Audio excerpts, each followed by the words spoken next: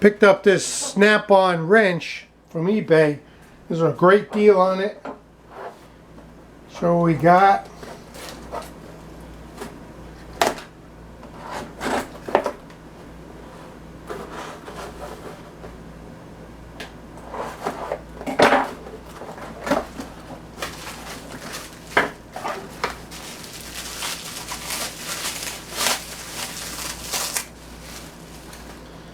this is a 3/8 and a 7/16. It's an XDH1214. It's a real long double box wrench. This is brand new.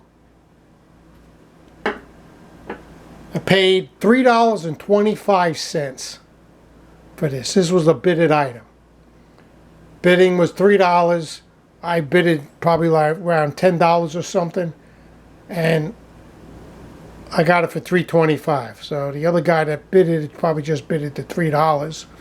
The shipping was $8.49 for shipping, which is a little high. But overall, I paid $11.74 for this wrench. Brand new. This wrench lists on Snap-on for $49.25. Okay, so I saved over 30 something dollars for this wrench. Brand new. This is like round.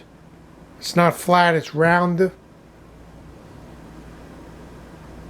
Brand new, this wrench.